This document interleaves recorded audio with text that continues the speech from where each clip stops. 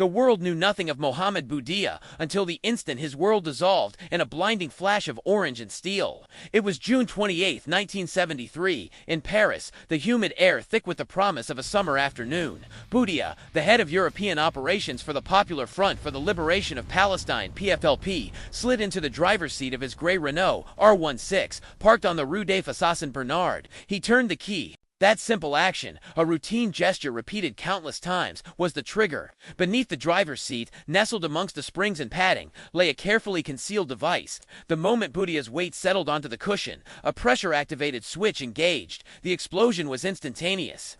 The Renault, once a mundane symbol of Parisian life, was torn apart in a violent eruption. Fragments of metal, razor-sharp shrapnel, tore through the car and his body. Boudia, his face contorted in a silent scream, was dead before he knew what had happened. 17 minutes later, the first police sirens wailed their arrival. Officers' faces grim, swarmed around the wreckage. The air still reeked of burnt metal and gasoline. They photographed the scene meticulously, cataloging every twisted piece of debris. At first glance, it appeared to be a prematurely detonated homemade bomb. A tragic accident, perhaps. But the forensic analysis revealed a different story. The placement of the device, the sophistication of the trigger mechanism, the precision of the demolition, this was the work of professionals. The Mossad, Israel's intelligence agency, had orchestrated the hit. Boudia was a high-value target, a key figure in the PFLP's operations, a man responsible for coordinating attacks across Europe. He was also a creature of habit. He moved from apartment to apartment, donned elaborate disguises, once even escaping a surveillance team dressed as an old woman, but he had a fatal flaw. He drove the same car, his trusty gray Renault. The Mossad called it a capture point, the operational vulnerability that opened the door to his demise. Boudia, a veteran of the Algerian War of Independence, a talented playwright, and a dangerous operative, had believed himself untouchable. He should have known better. The world was a chessboard, and he was just a pawn. But the illusion of safety, the arrogance born of repeated escapes, clouded his judgment. He underestimated the meticulousness, the patience, and the ruthlessness of his pursuers. The scent of blood and burnt metal still clung to the air when a young man named Carlos, a firebrand from Venezuela, received a direct order in Beirut. His mission was crystal clear: avenge the commander. The man who had been the director of European operations was gone. But Carlos was ready, eager, burning with a rage that would soon consume the world. The hunt for vengeance had begun. The explosion ripped through the air, sending shockwaves that shattered the quiet London afternoon. A bomb. That was the first thought that raced through Joseph Seif's mind as he was flung backward in his own bathroom. Then, a searing pain blossomed across his face. He'd survived the blast, but not without a price. 5 months after the demise of Boudia, Carlos, a name that would soon echo through the intelligence agencies, was on the move. Beirut in the late summer heat, the air thick with the scent of spices and the whispers of unseen agendas, had birthed the mission. A young man, barely into his 20s, with dark, intense eyes and a conviction that burned hotter than the Lebanese sun, was given his orders. His name was Ilik Ramirez Sanchez, but he would soon be known as Carlos. The target, Joseph Seif, a prominent figure in the Zionist Federation, a man whose wealth and influence made him a symbol of the very forces Carlos was sworn to oppose. The plan was meticulous, a cold calculation of timing and precision. London, the setting for this act of revenge, offered a labyrinth of streets and shadows, perfect for the clandestine dance that was about to begin. Carlos, the Venezuelan, moved through the city like a phantom. He had honed his skills in the training camps, where the ideologies of revolution and resistance were hammered into his very being. The death of Boudia had fueled a fire within him. He was tasked with continuing Boudia's legacy. He studied the details of Seif's life, his routine, his security. Carlos had learned from Boudia. He was now a veteran, a cunning hunter on the prowl for a specific prey. The day of the attack, December 30th, 1973, dawned cold and gray, mirroring the chilling resolve in Carlos's heart. He stood on the doorstep of Seif's residence in St. John's Wood, his heart hammering against his ribs, adrenaline pumping through his veins. Dressed as a delivery man, he presented a facade of normalcy. It took a moment for the maid to open the door. When she did, she was greeted with the icy barrel of a pistol. The maid's eyes widened, her scream cut short. He moved quickly, his boots pounding against the polished wood floors. He knew the layout, the likely places where Seif would be. The bathroom, the most vulnerable point, was where he found his prey. Seif, caught off guard, stumbled. Carlos raised his pistol, a Tokarev 7.62 millimeters, its grip slick with sweat. He fired. The bullet, meant to pierce flesh and bone, struck the jaw, deflected by the sturdy shield of a dental prosthesis. The shot failed. Seif crumpled to the floor, stunned but alive. Carlos cursed. The weapon jammed. He tried again, then again, but the gun was useless. Panic threatened to overwhelm him, but he fought it down. The mission was a failure, but he could salvage something. He fled the scene, disappearing into the maze of London streets. The police, alerted by the maid, arrived within minutes, sirens screaming. Seif was rushed to the hospital, his life hanging in the balance. The attack was a failure, a brutal illustration of how things could go wrong, but a statement had been made. The PFLP claimed responsibility, identifying the attacker as Carlos as their act of retaliation against the Mossad for the death of Mohammed Boudaya. In that moment, Carlos was not just a name. He was a target, a symbol of defiance, and a growing legend. The hunt was on, and the world had its first true glimpse of the man they would come to know as the Jackal. The raid would be remembered for its brevity and brutality, for the shocking way Carlos the Jackal walked away from the carnage, leaving the law and the intelligence agencies to pick up the pieces, and for the way it changed the rules of the game. Now, the French DST, guided by the whispers of information the Mossad was feeding, moved in for the kill. They believed they had him. They believed they'd located the nest. But they were wrong. Michel Malkerbel, known to his compatriots as Tikkin, had a fatal habit, a weakness that the relentless eyes of intelligence agencies were trained to exploit. He kept a notebook, not just any notebook, but a small, unassuming black one, tucked away in his leather satchel. It was a compendium of shadows, a coded directory of the Frente Popular's European operations, a map of their clandestine world, addresses, phone numbers, meeting locations, names, everything. He trusted it, perhaps too much. He didn't realize it, but that notebook held the key to unlocking the entire network. The DST had him under constant surveillance. They tailed him through the labyrinthine streets of Paris, watched him meet with anonymous contacts in smoky cafes, and saw him disappear into safe houses that were never safe enough. Each movement was logged, each face photographed, each conversation potentially bugged. They knew his favorite cafes, his preferred routes, and his weaknesses. They learned about his tastes in art, his passion for obscure films, and his volatile temper. Every scrap of information became a piece of the puzzle, a step closer to dismantling the organization that had declared war on the West, the day he was finally caught. Or perhaps it was when he thought he got away with things, was a nondescript Tuesday. The city of lights glittered under a crisp autumn sky, the scent of fresh bread and diesel fumes hanging in the air. Malkerbel, oblivious to the web that was tightening around him, strolled through the city. He wore a worn leather jacket and faded jeans, his face obscured by a thick, unruly beard and round spectacles.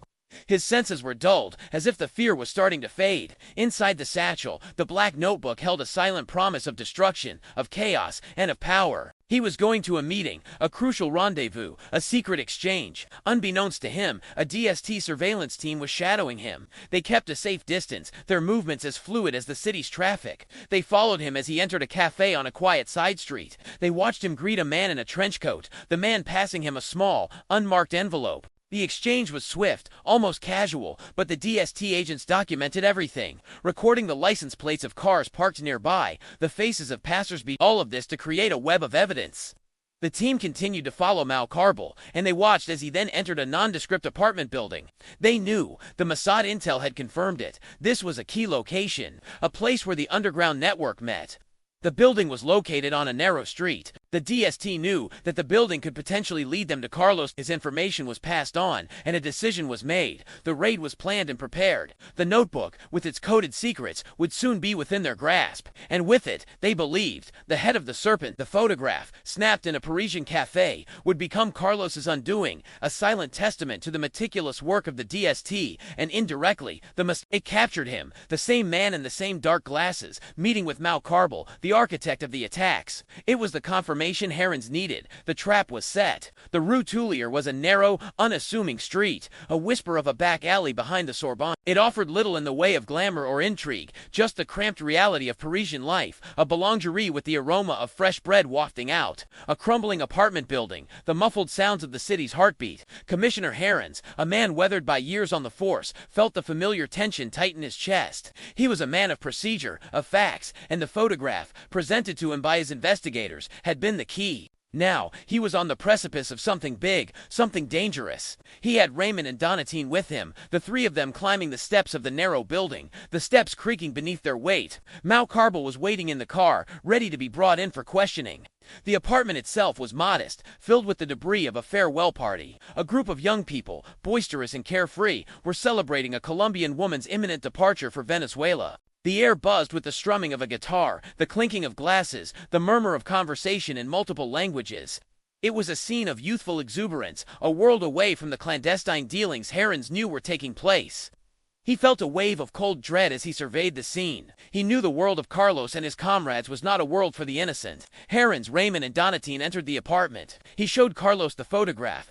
He saw a flicker of recognition in the man's eyes, a tightening of the jaw. The music seemed to fade. The air in the room thickened with unspoken threats. He asked some simple questions, saw Carlos's face grow cold as he was met with a list of the evidence they had collected. He asked Carlos to confirm his presence. Carlos's hand slowly reached for his pocket, a move that went unnoticed by the others. The tension escalated, a coiled spring ready to snap. Carlos, with a practiced air of casualness, requested permission to use the bathroom. Herons, preoccupied with the unfolding situation, granted the request without a second thought, his mind already racing ahead. That was his first mistake. Carlos slipped into the bathroom, closing the door behind him. The seconds stretched, a taut silence filling the apartment. The other people carried on, sensing something was wrong, and murmurs of hushed Spanish and French began to pepper the room. Then, a sharp crack echoed through the apartment. Herons whirled around, a premonition of danger clawing at his gut. Carlos emerged from the bathroom, Beretta in hand, and the world fractured. The pistol barked again, and Raymond crumpled to the floor, a crimson stain blossoming on his chest. Then Donatien, his face contorted in disbelief, was next. Herons threw himself toward Carlos, reaching for the gun. The barrel of the Beretta was leveled at him, and he fired, the bullet ripping into Herons' shoulder, sending him sprawling. His world spun, the taste of blood flooding his mouth. All around him was chaos. The Colombians screamed.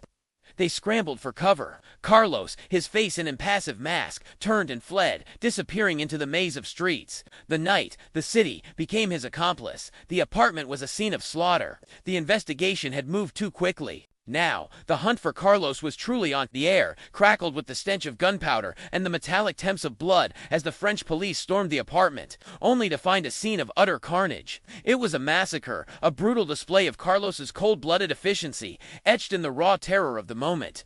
The Rue Tuileries apartment, meant to be a safe house, had become a charnel house. The heavy oak door, splintered from the forced entry, still swung slightly, groaning in the humid Parisian air. Inside, the remnants of a farewell party lay scattered. A half-eaten cheese platter, a tipped-over bottle of red wine staining the white tablecloth, and the lingering scent of Galois's cigarettes mingled with the acrid smell of burnt propellant. Two inspectors, Raymond D. and Jean Donatien, lay sprawled in a grotesque tableau of death. Raymond was slumped against the wall, a crimson river flowing from a gaping wound in his chest. Donatien, face contorted in a silent scream, lay face down, his life extinguished in a spray of bullets. Michel Malcarbal, or Ticken, as he was known in the underworld, lay across a plush armchair, his eyes wide with a frozen terror, a single bullet wound marring his forehead. The lead investigator, Commissaire Herhans, managed to survive, a bullet ripping through his shoulder, his body trembling with the shock. He clutched his wound, his face a mask of shock and disbelief, as the reality of what he had stumbled into crashed down upon him. He had seen violence before, but never this calculated savagery. The quiet apartment, with its innocuous gathering of people, had transformed into a killing ground. Carlos was gone, vanished. The police found no trace of him, save for the spent shell casings littering the floor and the lingering smell of death. The only clue, a pair of dark sunglasses resting on the table, identical to the ones Carlos had been wearing in the photograph taken at the cafe. It was a taunt, a brazen insult to their authority. He had walked among them, engaged in polite conversation, then unleashed a storm of violence, leaving a trail of death and chaos in his wake. Panic quickly spread within the ranks of the French authorities. This wasn't just a terrorist act. It was a personal affront. Carlos, a name they barely knew, had made fools of them. He had slipped through their fingers, disappearing into the labyrinthine streets of the Latin Quarter. The news agencies seized upon the story. Front-page headlines screamed of the massacre. Carlos DST 320, the Liberation newspaper declared.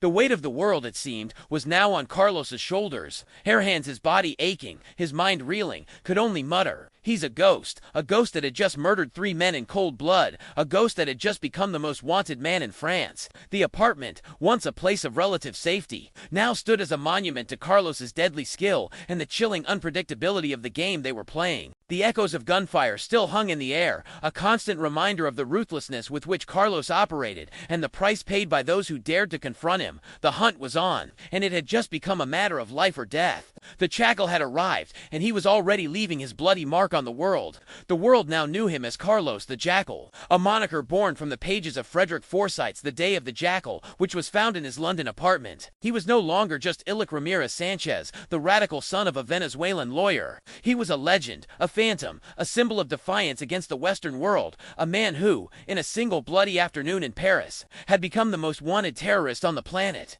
The escape from the Rue Tuileries apartment had been a masterclass in calculated brutality. The massacre itself, a display of raw, unrestrained violence that left everyone in awe and fear. Carlos's elusiveness was now legendary. He disappeared into the labyrinthian streets of the Latin Quarter, melting away into the shadows as the sirens wailed, leaving behind a trail of blood and shattered lives. The police, the DST, and even the Mossad were left with nothing but a name, a description, and the chilling echoes of gunfire. The newspapers, hungry for a narrative, seized upon the Jackal image, casting him as the ultimate lone wolf, the assassin who defied the might of the state, fueled by his ego. This very ego, the insatiable need for recognition, would become one of his greatest vulnerabilities. His first port of call was Algiers. He was confident of praise from the PLFP hierarchy. Instead, he was met with a furious rebuke. The carnage in Paris had brought down the entire European network, disrupting their operations and endangering the lives of countless operatives. Carlos, however, seemed unfazed. He swaggered around, brandishing the newspaper clippings, basking in the newfound fame. The images, splashed across the front pages of his steely-eyed gaze, the descriptions of his ruthless efficiency, fueled his ego, blinding him to the very real danger he was in. Despite the reprimands, Carlos's actions, however reckless, had made him an icon. The PLFP, desperate to maintain a presence in Europe, had no choice but to utilize his notoriety. The leadership understood his value, a name known and feared, a symbol of defiance that could attract recruits and strike terror into the hearts of their enemies. Carlos, emboldened, now saw himself as something more than just an operative. He was the leader of his own personal war. His ego expanded and fed on every new headline, every whispered rumor, every expression of fear. He saw himself as invulnerable, a master of deception and violence, a man beyond the reach of the law. He knew that every intelligence agency in the world was after him. The Mossad, with their reputation for ruthless efficiency, would be particularly determined. He knew they would begin to exploit any vulnerability, any chink in his armor. This heightened awareness did not make him less reckless, however. It sharpened his senses, increasing the thrill of the chase, making him more dangerous. For Carlos, the game was afoot, and he reveled in the challenge. He began to plan the next operation, already a man with the world at his feet. But in the shadows, the meticulous work of the intelligence agencies, patiently, relentlessly, they began to trace his every move, to chart his network, and to search for his fatal flaw. The hunt had begun, and the Jackal, lost in his hubris, was unknowingly walking into a trap of their creation. The scent of stale coffee and cheap cigarettes clung to the air in Tel Aviv, a familiar perfume in the Mossad's war rooms.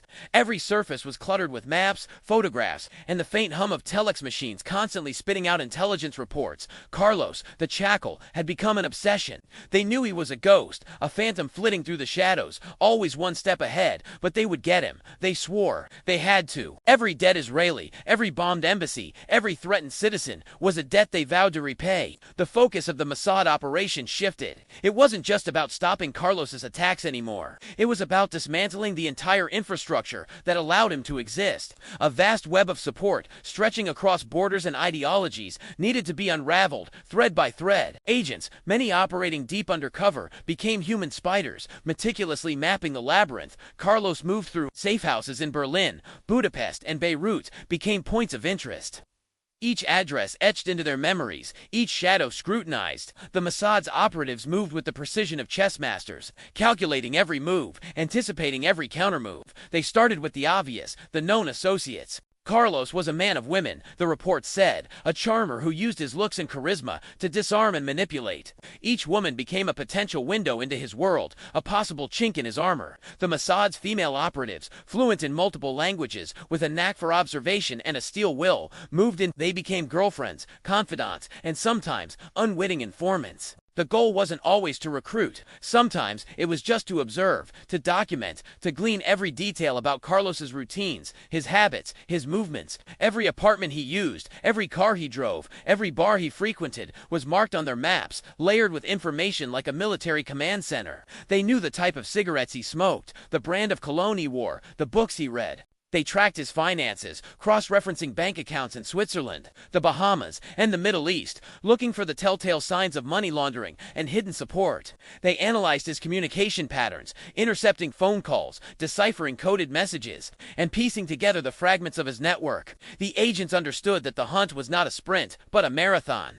The Mossad's success lay in its patience and attention to detail. Every name, every address, every movement was meticulously recorded, cross-referenced, and analyzed. The operational teams worked in shifts. The teams exchanged information seamlessly, creating an archive of data that grew daily, a living testament to their dedication and precision. They knew that Carlos would inevitably make a mistake. Every criminal has a weakness, a predictable pattern, and a reliance on the predictability of others. Their task was to find it, to identify the capture point and wait. Wait for the moment when Carlos's arrogance, his bravado, his reliance on his network, or a simple miscalculation would deliver him into their hands. They knew that sooner or later, their patience would be rewarded. And in the meantime, they watched, they waited, and they prepared. They knew the key to the game, as it were, was the meticulous process of information. Every new detail provided the Mossad with the opportunity to exploit a weakness, to strike at the heart of Carlos's operation. This was the long game, the slow burn, and they were playing to win. The air in the Prague safe house crackled with an unspoken tension, a silence that felt heavier than the damp late winter air seeping through the cracked window. Carlos, draped in the shadows of a room he thought untouchable, would soon find that the long arm of the Mossad could reach even into the supposed sanctuary of communist-controlled Czechoslovakia. The Mossad wasn't about flashy takedowns. They were masters of patience, of watching and waiting, of exploiting the smallest chink in the armor of their prey. Inside the dingy apartment, the scent of stale cigarettes mingled with the faint, metallic temps of gunpowder. A map of Western Europe, crisscrossed with lines of red and blue, was pinned to a wall, a testament to Carlos's ambition, and unknowingly, a blueprint for his eventual undoing. He was reviewing plans for a new operation, a daring strike against a target in Rome, his eyes gleaming with a mixture of excitement and cold calculation. He paced the worn wooden floorboards, a panther in a cramped cage, oblivious to the eyes that were watching him from across the street. Agent David, a man whose face was a carefully constructed mask of nondescript anonymity, sat in a parked Coda across the narrow cobbled street. He had been there for 3 weeks, his routine a monotonous ballet of surveillance, of carefully cataloging every movement, every meeting, every cigarette break. The apartment, a haven for the jackal, was under constant surveillance, the Mossad's silent watch in full effect. David saw him come and go, always wary, always accompanied by his cadre. The weight of the mission pressed on David, the knowledge that any slip-up could mean failure, or worse. He imagined the feel of the Walther PPK tucked beneath his jacket, the icy precision of the moment it would be needed. He knew Carlos was no ordinary target. He was a symbol of defiance, an embodiment of the era's chaos, and David knew he had to keep it steady.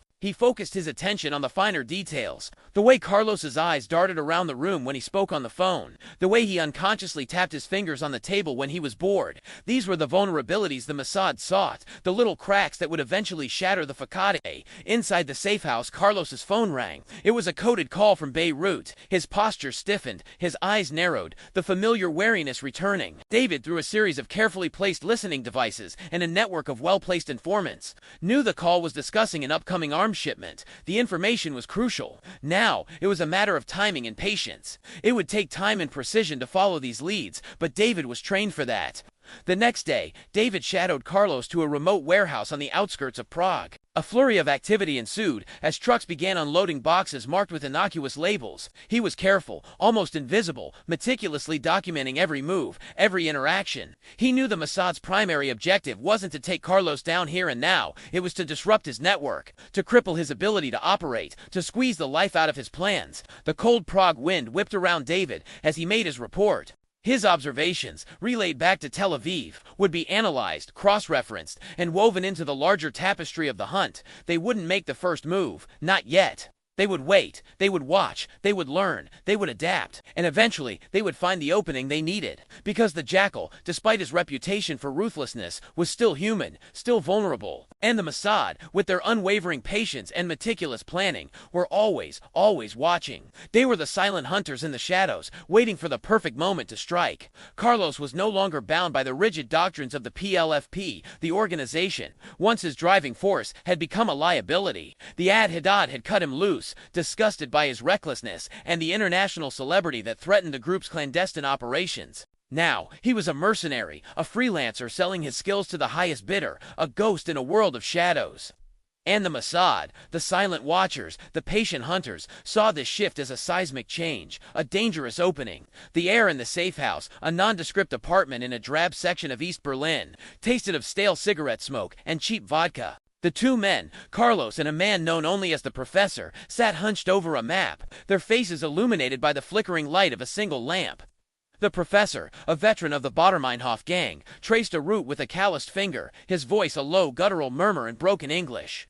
Carlos, his eyes gleaming with a predatory light, listened intently, his fingers drumming a restless rhythm on the table. The shift from ideologue to mercenary meant that the ideological constraints that once governed his choices were gone. He was free to act, to choose his targets based on the size of the reward and the degree of protection offered. This freedom, however, came at a price. He was now alone, exposed. The Mossad knew this. They knew that Carlos's appetite for money was as voracious as his taste for violence. They knew that he craved the prestige, the thrill of the hunt, the notoriety. Each transaction, each covert meeting, each whispered promise of wealth was another thread in the intricate web the Mossad was weaving. The reports flowing into Tel Aviv painted a vivid picture. Carlos, negotiating with representatives of the Libyan government, a new contract offered by Saddam Hussein, a clandestine meeting with an arms dealer in Prague. The apartment itself, a concrete box in a city of secrets, was under constant surveillance. Agents, posing as ordinary citizens, documented every visitor, every package, every glint of suspicion. From the rooftops, they observed the comings and goings, their cameras capturing the minute details,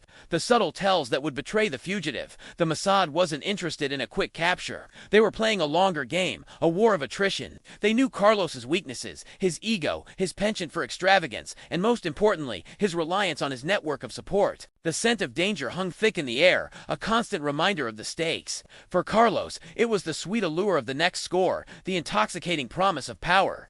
For the Mossad, it was the relentless pursuit of justice, the unwavering determination to neutralize a threat to Israel. Each day, the net tightened. Each betrayal, each misstep, moved them closer to the kill. But the key to Carlos was his unpredictability, his ability to slip through the fingers of the law. The hunters knew that the slightest lapse in concentration, the tiniest error in judgment, would cost them everything. They were in a high-stakes game of cat and mouse, and the cat was growing increasingly dangerous. The anesthesiologist needle-pricked Carlos's arm, and a wave of calm, artificial ease washed over him, a false promise of relaxation. This was it, the minor procedure he'd been putting off.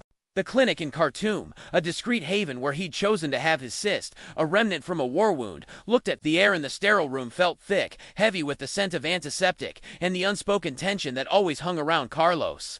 The promise of the surgical process faded, as a new worry replaced it. A nagging unease, a feeling that things weren't quite right, had been growing in his gut. Sudan, his sanctuary, or so he believed. The regime had welcomed him, offered him protection in exchange for discretion, a life of relative peace after the chaos of the decades past. He'd grown used to it. The easy rhythm of life in Khartoum, the sun-baked streets, the veiled women, the persistent flies that buzzed around him as he sat sipping strong coffee in the open-air cafes. But a subtle shift had occurred. A sense of wariness in the eyes of his Sudanese handlers, curt conversations, a change in their attentiveness. He'd dismissed it as paranoia, the unavoidable consequence of a life spent looking over his shoulder.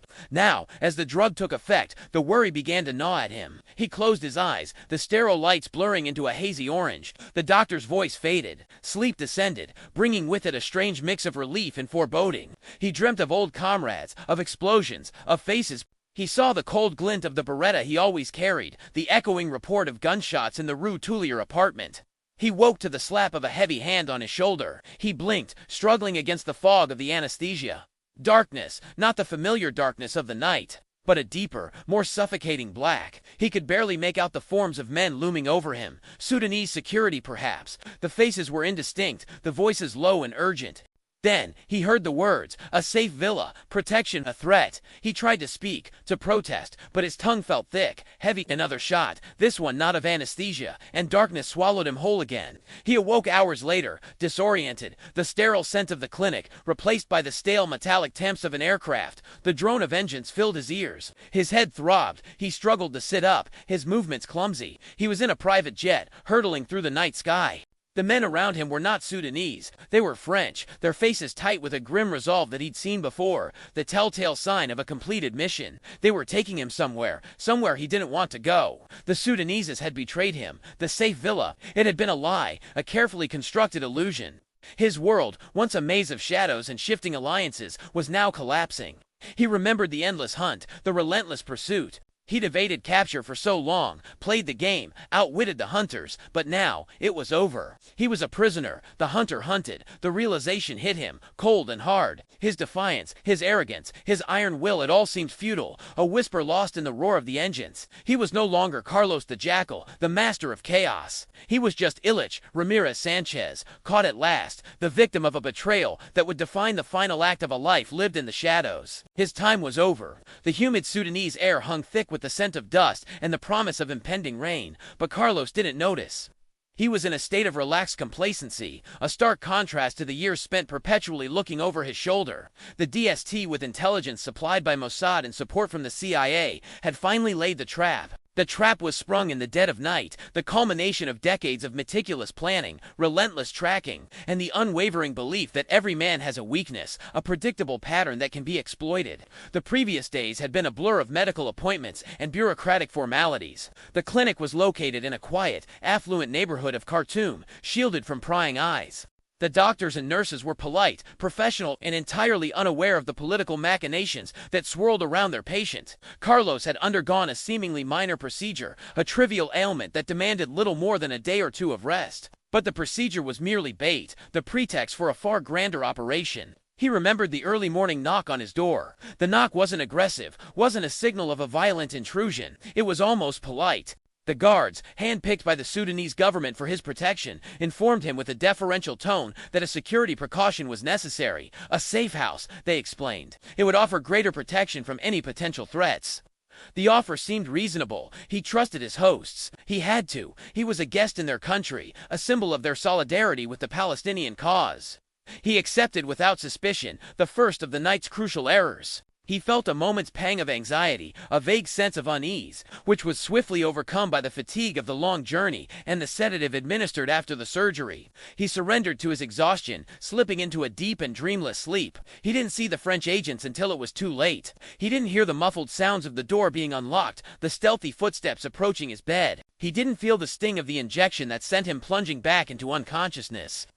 The guards he'd trusted, they were simply actors in a carefully choreographed scene. Agents with grim efficiency lifted him, bundled him into a waiting vehicle, and transported him to the airport. They had planned everything with meticulous detail. Every route was carefully scouted. Every potential obstacle was anticipated. Every contingency was addressed. He awoke, disoriented, in the sterile cabin of a private jet. The familiar faces of his captors were a cold slap of reality, confirming the truth he already suspected. He had been betrayed, used, and delivered. The engine roared, drowning out the frantic thoughts that swirled in his mind. The betrayal, the capture, the crushing weight of defeat. All that remained was the sickening realization that he had walked willingly into their trap, blinded by the false sense of security that his years of success had fostered. He saw the cold, determined expressions of the French agents. They were not his friends. They were not his allies. They were instruments of justice, or perhaps of vengeance. His freedom, his past, his entire world was now measured in the dwindling fuel of the jet and the tightening grip of his captors. The rain finally began to fall, drumming against the windows of the plane, a melancholic soundtrack to the end of an era. A bullet meant for Joseph Seif shattered against his dental plate, turning what could have been a fatal blow into a stunning moment of survival that would echo through the decades of the hunt for Carlos the Jackal. The year was 1973. Seif, a prominent figure in the British Zionist Federation and a director of Marks and Spencer, was at his London residence in St. John's Wood, a haven of quiet respectability. The late December air hung thick with the chill of winter, the kind that seeped into bone and settled there. The house itself was a fortress of brick, yet security, that evening, had failed. The doorbell had rung, a seemingly innocuous sound that masked the deadly intent on the other side.